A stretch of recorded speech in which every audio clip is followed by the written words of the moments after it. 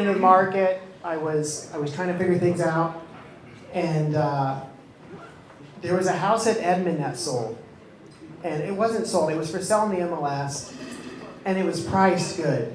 And I, doing my due diligence, I realized it had sold like a month prior to this realtor who was selling it to, is it Red Dirt Leasing? Yes.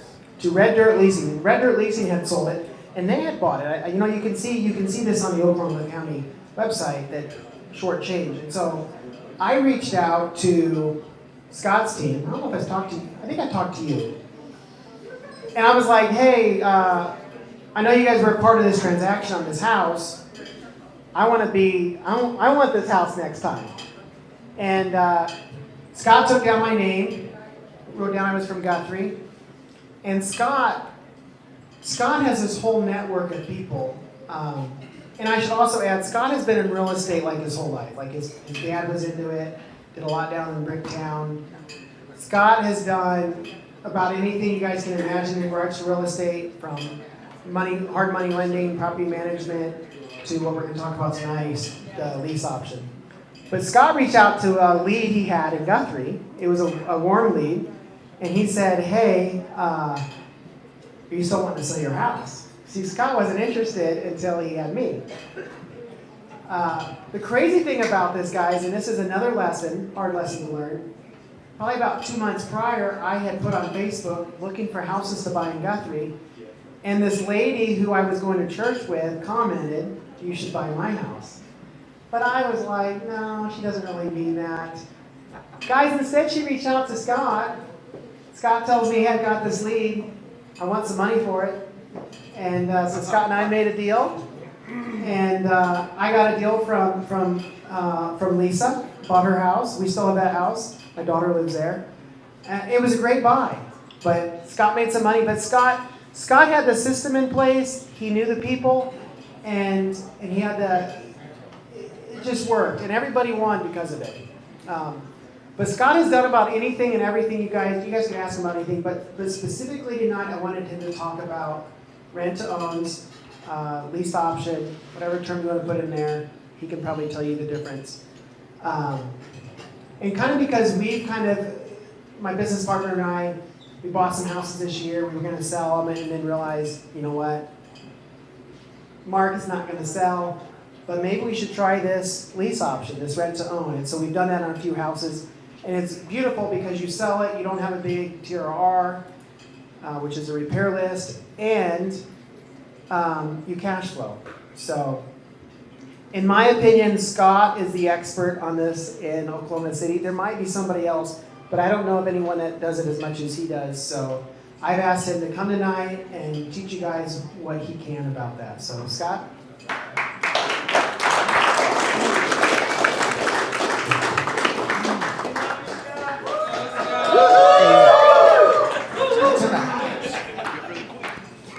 Hello, hello. Is that working? Nope. No, we'll just do this. You gotta do that. Okay, no worries. So, man, I don't know where to start. Marty said I might tell part of my story. Man, it's a long story. But long story short, maybe, probably not, but my family's been in real estate for a long time. Our family all worked together for a while until we figured out why family businesses don't work, and we split up, and I started out on my own. But I don't want to give you the impression that I'm some bootstrap up guy. I was totally silver spoon boy, grew up in Nichols Hills, went to Cassidy High School, knew all the rich people. I thought I was rich, but I was wrong. And Speak up. oh, yes, ma'am. And so when I was working with my family, things weren't going well and we were starting to split up. Long story short, I just started to be well, first of all, we were Homevestors franchisees, the We Buy Ugly Houses people. This is back in 2003. And we bought a ton of houses. Every billboard, around we spent like 30 grand a month in advertising, and we would wholesale like 10 deals a month, make like 6,500 a deal or something. And that worked for a while. But again, when the family business started breaking down, I get into hard money lending. So I became a hard money lender for about 10 years, and that was red dirt lending. And we lent in Oklahoma City, we naturally went to Tulsa, and then for reasons I won't bore you with, we went to Minneapolis, St. Paul. Well, it was 2008, and if you'll remember, that was a crazy time in the banking system, right? So I was able to lend money when nobody else would. And literally, we would charge 16.9% annualized interest, 5 points on a 6-month loan. So I tell people, even I was smart enough to make money, in this environment. So that worked really well for about 5 years. And the cash flow was coming in, doing really well. And then everybody started figuring out that real estate was cool again. This is 2012, 13, 14, and all kinds of money came in from the coast. And at that point, I was just a middleman, and the rates came down to 14 and 3, 12 and 2, 10 and 1. I know. It sounds awful, but really, as a hard money lender, 10 and 1 is not enough. There's a lot of inherent risk in that business. And I basically got squeezed out. And I basically lost everything. I did have some inheritance, and I did have to use it to pay back some investors. So every time I've told that story, nobody's felt sorry for me, by the way.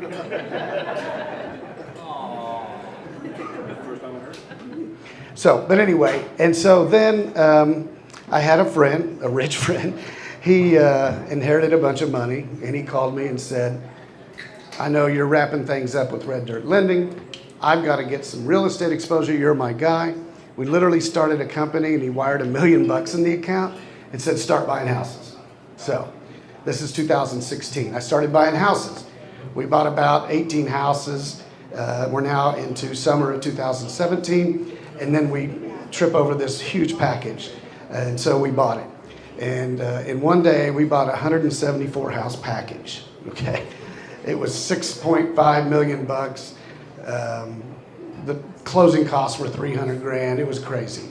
So all of a sudden, we're in the rental business. Now, these are more like lower end slumlord type South Side houses. Okay.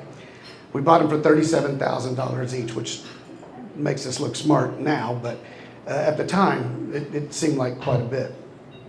But worse than that, they were pure rentals. And the pure rental model is a disaster on the lower end, right? The repairs eat you alive. So we quickly found out that if we're going to continue with that model, that we hadn't made a very good buy after all.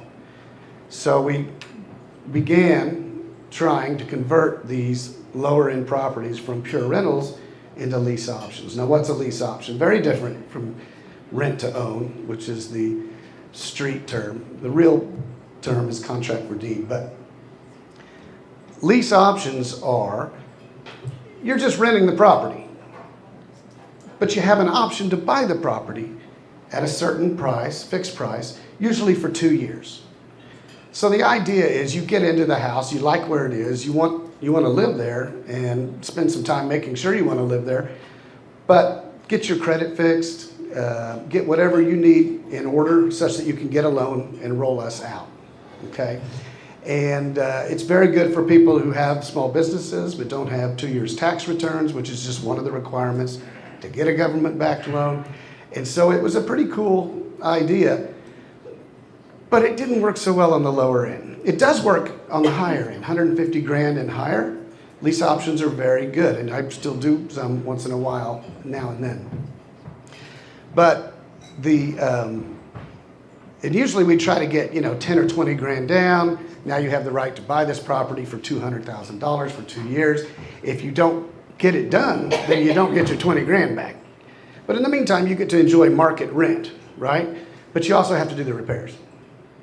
The repairs are on you. We're going to treat it like it's your house, okay? So that took the repair piece off of us. Again, on the lower end, it doesn't work. And we figured that out pretty quick.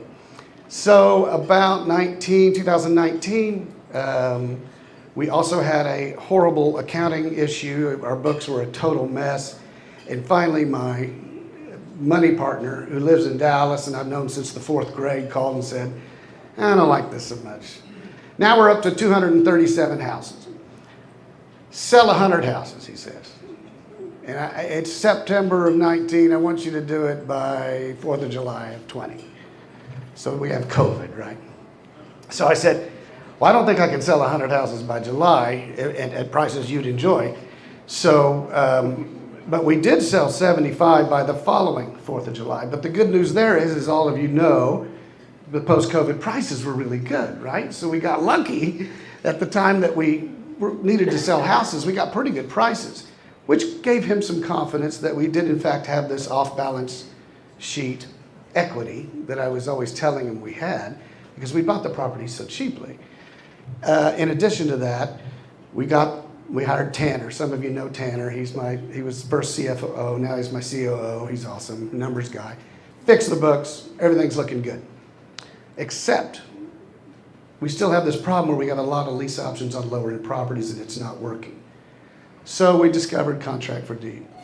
Contract for deed is basically a contract for deed. We hold the deed until the last payment is made. That could be as soon as they pay it off, but generally it's a 30-year note. So we have the leverage of control if anything gets sideways in the middle, which is really important. The bad news is if they don't pay and you got to get them out, you can't go to eviction court. The judge will kick you out. You got to go through the whole foreclosure, which is horrible. It's $3,000 to the attorney and 8 months of lost revenue. So it's a really bad deal. But now we've converted, at this point, we've converted the entire fleet, which is now up to 220 again, to contract for deed. And we only have 2 foreclosures, and we've done, I think, 6 cash for keys. So you go to the house, they're having trouble, it's not working. We say, look, this isn't working. Can we give you $3 or $4 grand to go down the road and we'll just nullify this contract for deed agreement instead of going through foreclosure? You don't want it on your record. It's a hassle and expensive for us, and we've been able to do that about 7 times, I think. So we're pretty pumped about having approximately 220 contract for deeds with just 2 foreclosures and half a dozen cash for keys. I have to shout out to the Hispanic community, right? These guys are amazing. Our fleet is located primarily on the south side of Oklahoma City. They do what they say they'll do. They improve the properties. There's no collection problems to speak of. And that's where our houses were. So naturally, it's not that we're real smart that we figured this out. By necessity, we had to figure this out. It's the only thing that worked with the product we had. And it worked. So to those who ask me about contract for deeds or rent to own, I say, great, do it with Hispanic people. I have a friend, some of you may know him, JJ Grits, has done some. He said, Scotty, I've done 3 contract for deeds and all of them went bad. And I said, yeah, you're selling them to white people in the village. That shit don't work. Not only is your price point way high, such that the payment with the high interest rate is out of reach, but they're not going to stick to it unless you get 50 grand down or something like that. So having said that, we do have some properties outside of South Oklahoma City, and for a while this year, my money partner said, start buying again after everything started looking good. So we had a goal of 10 a month. We didn't get it, but we got 7 a month. So since February of 24, we've bought and installed tenant buyers in 7 houses a month, right? So we've been really busy buying houses. And I gotta also say, it's not that we're such great buyers or we're really good at finding these properties. We paid more than other investors. So it is true, everybody knows it. So because the contract for deed model allows you to, we were able to pay more houses, and so we were able to ramp up that fleet. What else? I think probably, that's enough of a background. If you guys just want to start asking questions or whatever, I'll respond to that. Hopefully I did a good enough job explaining where we are and how we got here. Yes, ma'am. Can you elaborate why that doesn't work well for low-end housing? Like what? The lease option. Low-end, like below 100,000. the monthly rent. Yeah. So lease option tenant buyers on houses worth less than $100,000 would rather live elsewhere. They say they want to buy the house, but they don't really want to buy the house. They want to get into something cheap on the monthly payment, and they're okay sacrificing the upfront money because at least they got a place for their family and a place they can handle for a while. Very small percentage actually exercise the option and buy the property. It just didn't work. Plus, they didn't do much to fix up or improve or even maintain the property. They were more renters than buyers is the better way to say it. And unfortunately, most renters will always be renters. They just don't think the same as buyers. Do you want them ultimately buy from you, or Sure. you don't want them ultimately buy from you? Yeah, no, that's a good Don't question. buy, That's a good question. A lot of people are like, oh, well, it's the old used car lot, tote the note, go get the car back thing and do it again. No, we don't want to do that. It's far more work than especially with houses and I mean the whole foreclosure thing. But yeah, the lease option breaks down there again because they're renters.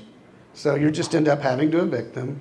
They tear the place up. You have to fix it up again, find another lease option tenant buyer, and it just doesn't work. Yes, sir. Scott, can you help me understand, I'm buy and hold, what I've got now. Can you help me understand why a contract for deed would be, well, is it more profitable? Is there more short-term gain? What are the advantages of that over just holding onto a property and paying it off? Cash flow. Yeah. So Okay. the bad news about contract for deeds is you're selling the property. So goodbye long-term appreciation. You're not going to get it. You may get a few houses back here and there and enjoy that, but that's not the gig, as she was asking. And it's so easy. It's no hassle. Oh, you have a plumbing problem? Dang it, here's the number to a plumber.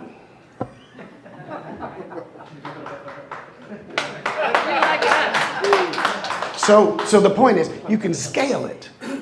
You can scale it. You can do many, many, many, many units with few people. Because you're not having to work as hard on that. No repairs. The collections are a breeze. They don't even call. They really don't. Okay. It's just, you got to do a good job explaining it straight up, right? They have to fully understand what they're doing. They have to demonstrate they have some ability to do the work. There's lots of components to getting it done correctly up front. But once it's set up, you can scale it. I mean, my money partner now, after he called and said sell 100, then we fixed the books and they started looking a lot better. He called and said, let's go to 1,000. He sees the numbers. He goes totally by the numbers. So it's a good cash flow. Right. But you are giving up that appreciation, no question. And eventually you lose that paycheck. Yeah, if you stop, unless you stop buying. Okay. Don't ever stop buying. What we'll do is, and just to fill you in, my total plan is to, because we're really kind of like a small bank, if you think about it. Our blended rate's probably somewhere about 5 3/4. Again, the money partner's high credit guy. But, so we borrow from the bank at 5 3/4 and we sell it 13% paper. So we're like a small bank. It's just an arbitrage thing, right? So we believe that we will be able to sell the company to a bank-minded investor who wants that cash flow, who wants that income. And we're probably 3 years away from that. I don't know. I don't know what that magic point is. Not only do we have to, we're coming up with sophisticated pro formas right now, but because these people think very differently, the institutional money type guys. But I think that we'll be in a position to sell it in about 3 years. Hopefully the market will be of an environment that it's favorable to do so at that time. And then I'll be able to tell you how smart we are at that point. Thank you. Sir? What, Elliot? I said, can I buy it on payments from you? Well, tote the note, absolutely. Coming from the guy who said, you should have gotten stoned before doing this tonight.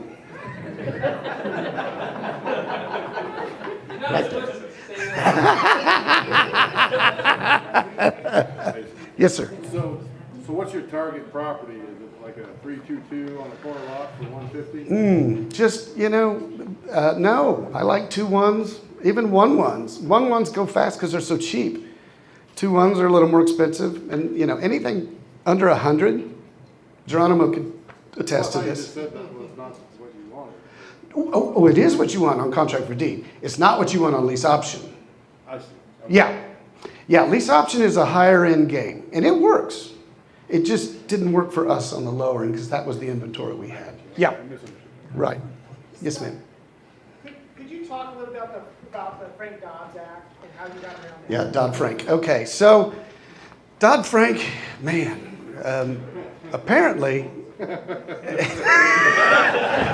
I don't know who this guy was, but apparently it was created and given powers that no other government agency had ever gotten, including possibly not even the power for Congress to stop it, by Elizabeth Warren and her friends. I would start by saying this. If you're predatory, then you deserve what you get.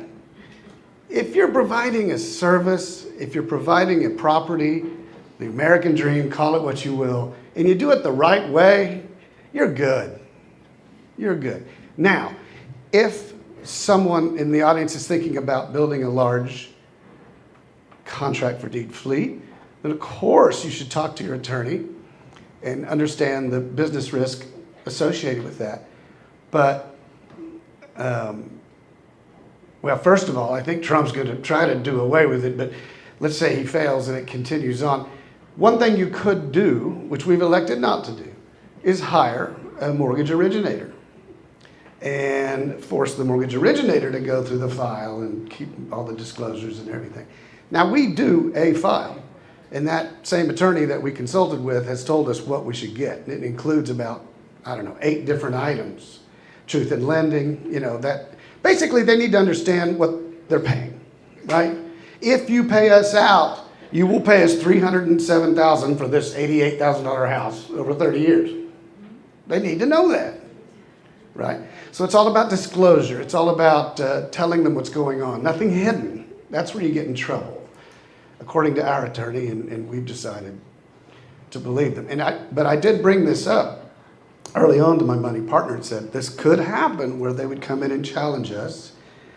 And again, to those who want to get into it, they're going to come after us first, so we'll be the guinea pigs. But he said they're about 100 miles away from what you're doing. They're after the big guys doing thousands of loans. And so I just come back to where I started, which is treat people right. That's really what matters in front of any jury, judge, or what have you. But no, we are not Dodd-Frank compliant. We aren't. Period. And any lawyer you ask is going to say, I have to say you need to be Dodd-Frank compliant. Now, it doesn't mean you can't do it. Again, hire a loan originator and do it. It's a business decision you have to make. Yes, sir. How does it work out when the buyer of your property wants to refinance with you, or they want to?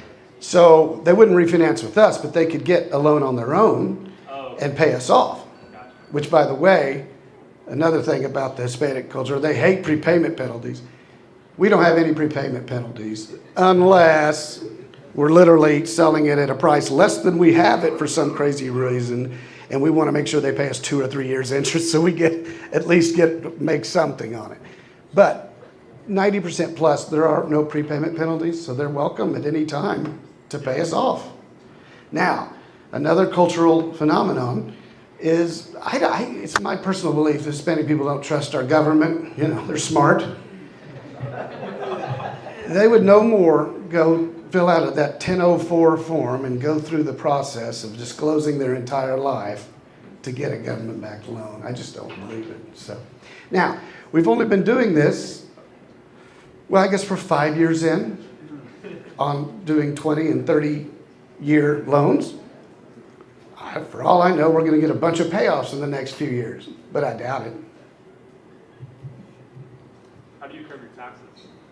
Oh, I'm not going to touch taxes. That's a Tanner question. I don't go there. But I will tell you that it's not great, Yeah. especially when you get to the point where the IRS characterizes you as a dealer versus an investor.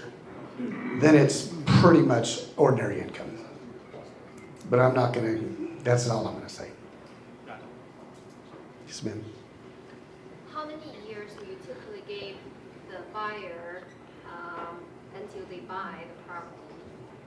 What happens if they don't buy? Let's say you gave them 5 years to buy. What happens afterwards if they cannot? No. They can go the entire 30 years. So you have No problem. you have the 30. That's lease option, rent to own. No. That's contract for deed. Oh, I'll talk about lease option. Oh, 2 years. 2 years. So what happens if they cannot qualify for a loan? Well, they don't want to, number one, but let's say they did. If someone is in there taking care of the property, making their payments on time, and doing what they agreed to do, I don't want to kick them out. I would extend it. Yeah, sure. They're going to buy the house. They're doing right by the contract. I just can't give them 20 years. I give them 2, but then I'll give them more if they're behaving correctly. Do you, when you sell that lease option, you say this house worth this much, Right. That's on the contract. Right. So you lock down that price of the property for that 2 years. So after 2 years, if they cannot buy, do you increase your price? No. A lot of people do. Ron LeGrand, the old poobah of gurus, is the one who taught me this strategy. And he said, I suppose there's a scenario that you would, but he's extended for 2 years like 20 times. And they're still there. And they're taking care of the property, and they're paying the market rent. He's more likely to bump the rent up than the price.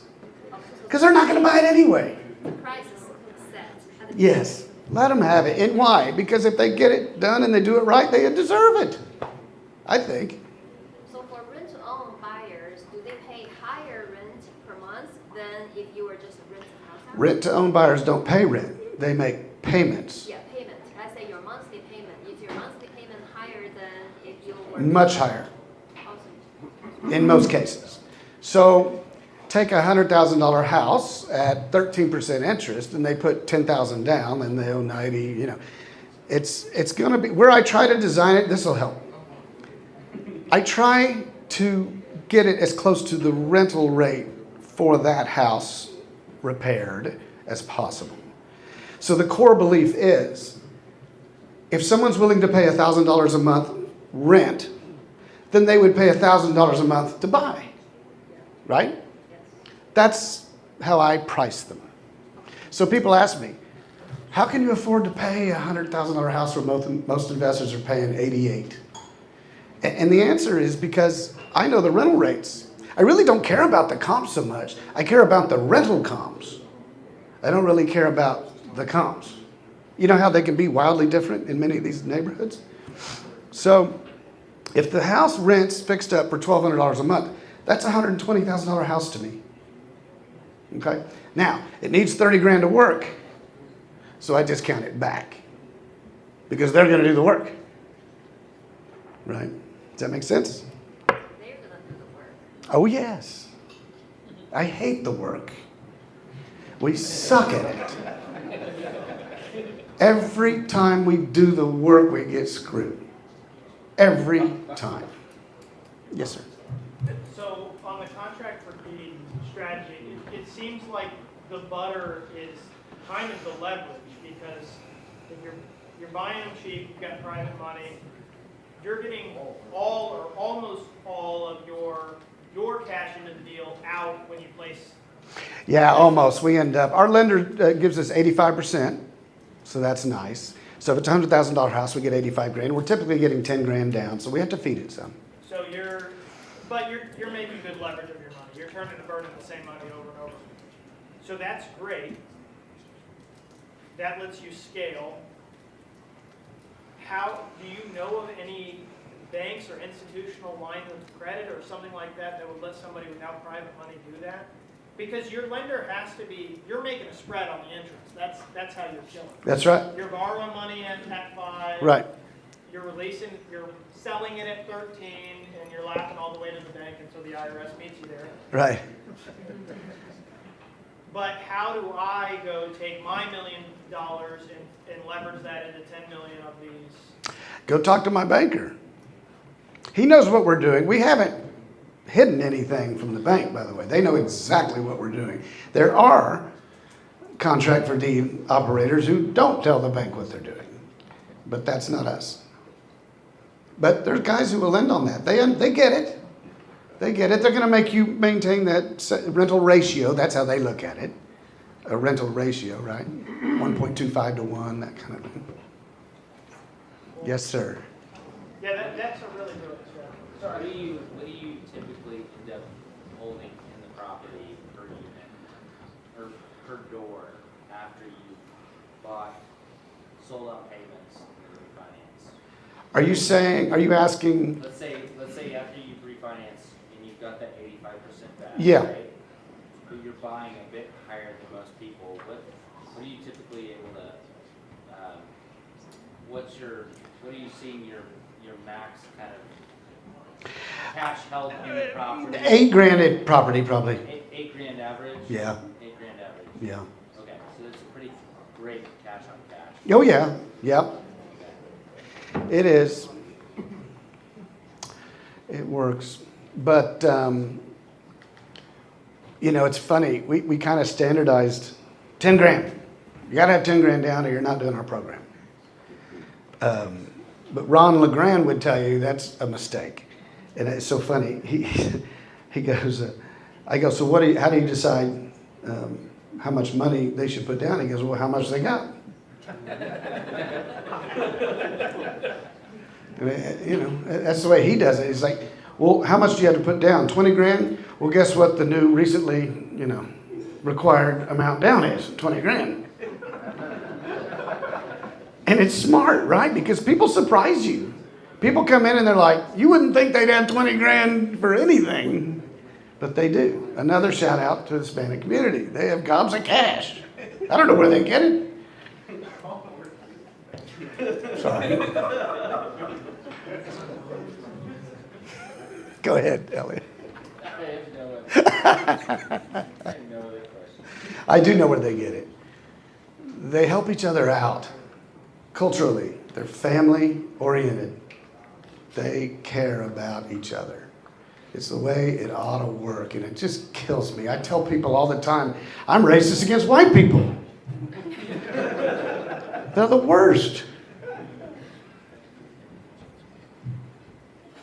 Yes, sir. Got a question over there in the back. How are you marketing your dues? Sir? How are you marketing your dues? Facebook, primarily.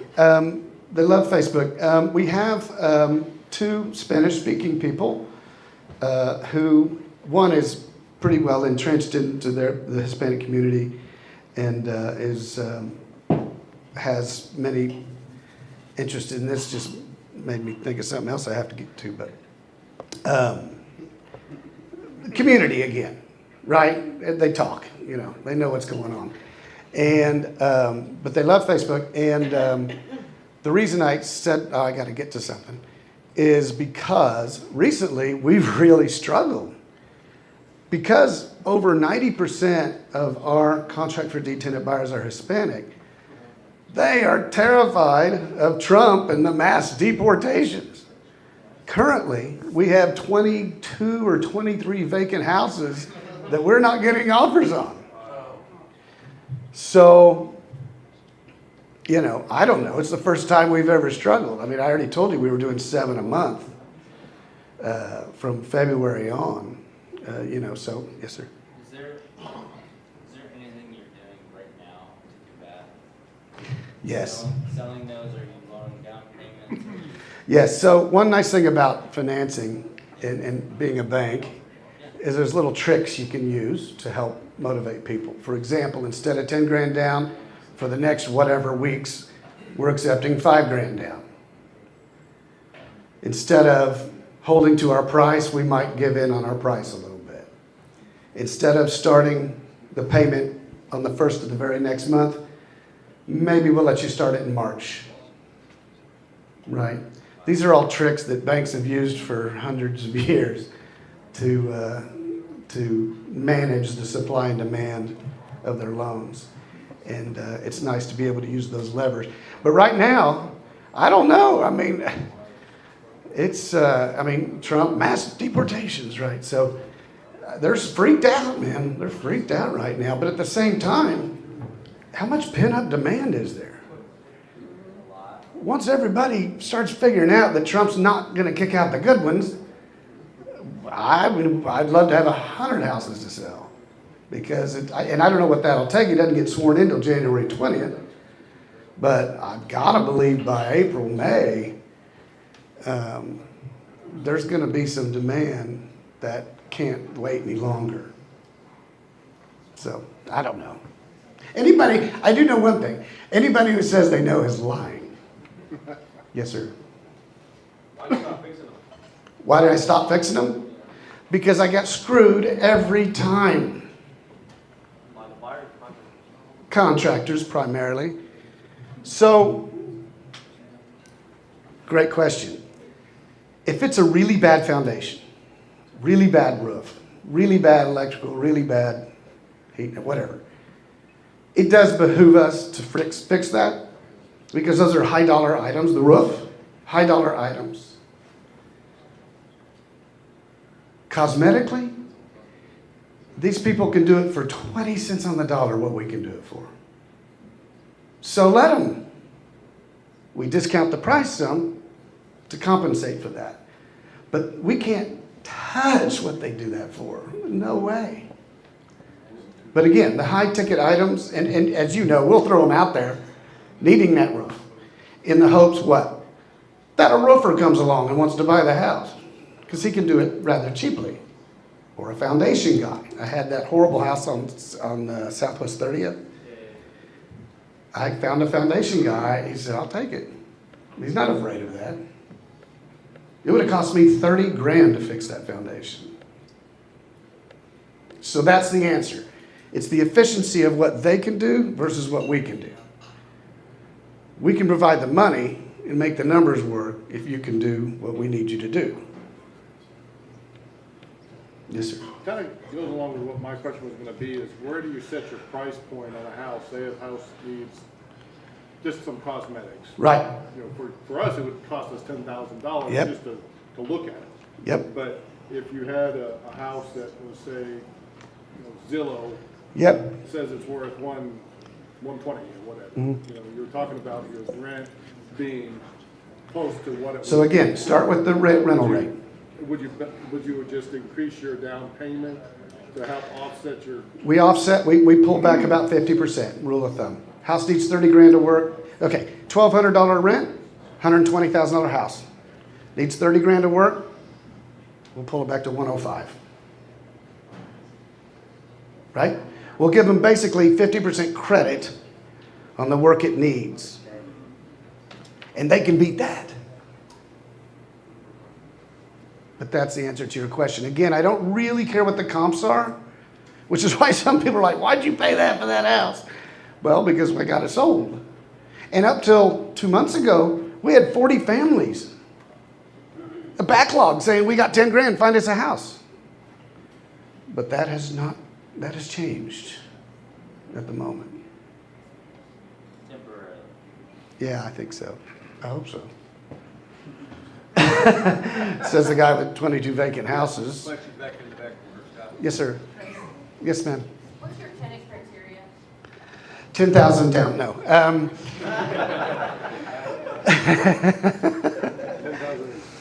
They need to both really want the house. We figured out a long time ago, if they're just trying to get away from something else, it just doesn't work. They have to be excited about it. They have to be able to do whatever the work is that they're going to have to do. They have to demonstrate to us that they have the income level to make the payment. If they don't, we're just creating a problem for tomorrow, is what we've learned. We went through the deal where it's so tempting, you know, well, I don't have 10 grand down, but I have 3 grand down. How about I give you 3 today and $700 a month for 10 months? Don't do that. Loser. Almost every one of those went bad. They either have the 10 grand or they don't have the 10 grand. And they don't have 10 grand today, they're never going to have 10 grand, is the real answer. That, yeah. Every time? I have one just like that. I'm sorry. Probably not every time. What are the downsides to doing something like what we're talking about, which is selling them? Long-term equity appreciation. It's gone. Are there any other downsides? Taxes. It's a less favorable tax scenario. Yeah. And you know. What about if they don't make the payments? Well, if they don't make the payments, then we make a decision at some point. What I do is I'll go out and try to do cash for keys.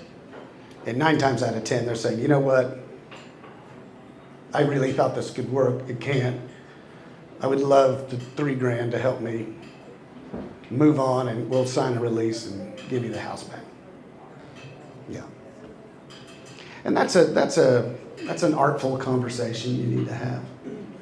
But you'd be amazed how reasonable people are. I mean, they get it.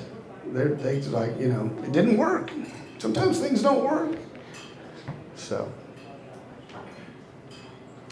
all right. Last chance, going once. Yes, sir. What softwares are you using to keep up with the amortization? So we use Appfolio as rental software that we use, but we found that it's really not that appropriate for what we do. We're really more like a bank. We need a lending software. The mortgage office is one that we've considered. Like with any software, they have so many more bells and whistles that you'll ever use or understand. But we recently hired this fancy outfit that's coming up with a pro forma I mentioned earlier to project when we might be able to sell the company. And they've advised us to get out of Appfolio, and they're literally going to convert it to QuickBooks because the whole world understands QuickBooks. And our model is more conducive to that than Appfolio. So we're moving away from that. Is that it? Oh, yes, sir. Touching on the politics subject, but Yeah. what are you planning on? How are you planning on stressing on 2025? Adjusting? Yeah, how are you planning to adjust for 2025? So again, I think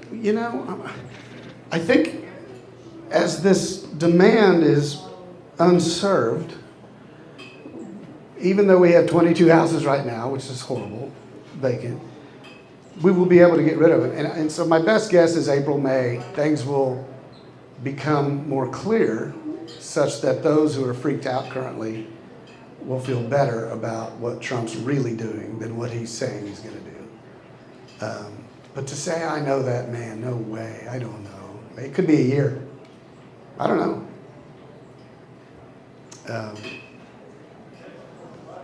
It's uncharted territory, right? The guy's crazy. No, I love him. I think he's awesome. Just for the record, I voted for him. Anybody else? Okay. Oh, there's one. How would you handle if one of your buyers got deported? What? How would you handle it if one of your buyers or tenants got deported? Right. So it's a good question. Obviously, we've been talking about that lately, just in case. And we would allow their... We're going to bring them back. Huh? We're going to bring them back. Yeah. We're going to sneak them in one at a time.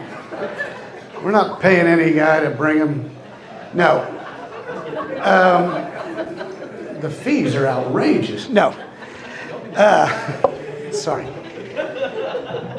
Family members.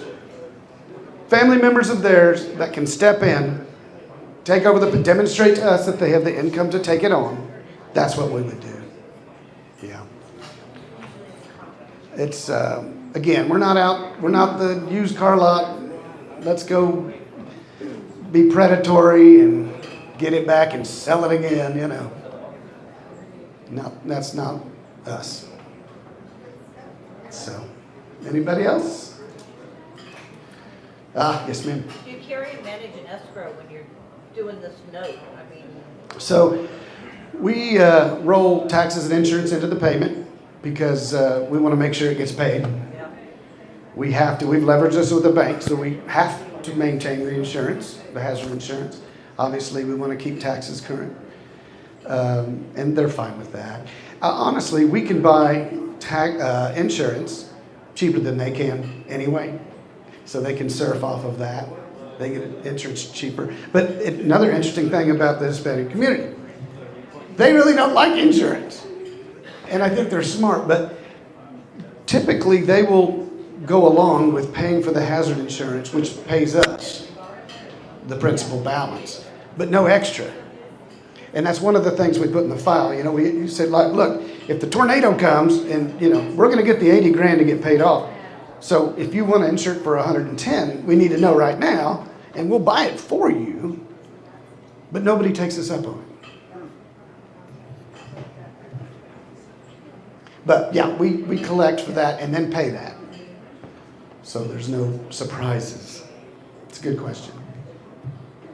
Yes, sir. So does that mean you're just getting regular renter's insurance? They do. We get hazard insurance, and then we suggest that they get renter's insurance if they want to, but none of them do. Is there, so you said that on the south side you don't like doing the lease options, but you do the contract for deed. Can you explain the difference? Yeah. Okay. So lease option is you're renting, but you have an option to buy the house at a fixed price for a fixed period of time. In our case, generally that's 2 years, but it's totally negotiable. So I give you pay me $1,000 rent to live there. Repairs are on you, but you have this option, which nobody else does, to buy the house for $100,000 for up to 2 years. So if you like the house, you're happy, you get your act together and get a loan to roll us out, it's yours. Contract for deed is a straight line payout of interest and principal over 30 years. So after you're done, we hand you the deed. But we keep the deed in the meantime. So they kind of see it as they own it, just like somebody Yeah. would go get a loan. And they do. Go ask the judge. The judge will say they absolutely do have an equitable interest in this, and we're going to treat them that way. Can't trick the system there. You are selling the house. Yeah. So I think a lot of people think, or ever since I've been involved in this, think there's something exotic or tricky or scary or predatory. It's really not. There is a real demand for this. I've seen it. I'm amazed. And it works. So, is that it? Yes, sir? Did you ever try to do balloons? No, because we want that interest. Yeah. Yeah, we would consider it, depending on the property, but yeah, no, we that's the reason we're doing it, is for the interest. Same reason why banks don't mess with you if you take on a property sub two, right? As long as you make the payments, they just want the interest. That's the reason they made the loan to start with. Make them look bad, Yeah, so. Hey Scott, are you getting fixed long-term rates on your purchase? No. Okay, so No. you're charging them, but your We're rates are taking gonna risk. change. Okay. Should rates double, our 13% paper won't look very attractive. Yeah. We'll be okay, but we'll stop buying and just take payments and wind it down. Yeah. But our fleet, especially, I worry about this a lot, especially in terms of selling the company. It's like a bond, right? The higher the yield, the lower the price. So, but if rates go back down, we're styling, right? We're worth more. So, yes, sir. Is there a way for your buyers to use the equity that they built up in the house to refinance it? So if you would kind of mortgage on it, then Yeah. you need 20% equity to refinance it and 50%. But Sure. since they don't have a mortgage,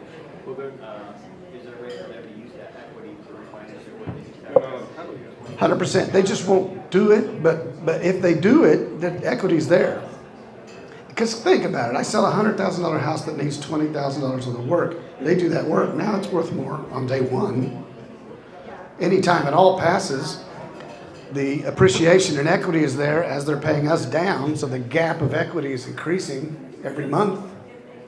So yeah, there's a ton of equity for refinancing, and getting a refi loan is way easier than an origination. But they can't do that, right? Because Yeah, they can do that. they don't have a mortgage. But no, the loan originator will see it as a mortgage. Yeah, absolutely. It is a mortgage, just not a traditional government-backed mortgage. Are they entitled to be able to do that? What's that? Are they entitled to be able to? No, we're on title. Yeah, but so how can they refinance? Because when they go to the LO and say, look, I'm paying $2,000 a month for this $130,000 house, the LO is going to say, oh, but if you get a government loan, you can have a $1,500 a month payment. I'm the hero. Let's get this refied. Yeah. Yes, sir? Scott, Yes. you're like Mexican, huh? You got that magic money. Next question. Is that it? That's got to be it. Okay, Marty, get the hook. Oh, yes, sir. Can you, as the owner, the one on the title, refinance that loan? Sure. Again? Like, Yeah. is that something you should do? Or is I mean, I suppose we could if, and you're right, fleet-wise, our LTVs are dropping dramatically. We could do that, but we're pretty happy with our banker, and, you know, we don't. why would you do that? Could you do that to buy more houses? Because there's no, we're enjoying such a low rate, relatively speaking, there's no opportunity to do that. Yeah. But if you wanted to loan us, you know, $10 million at 3%, we'll talk, right? Yeah. And we would do that. We'd pay off the other bank. Let's give a round of applause.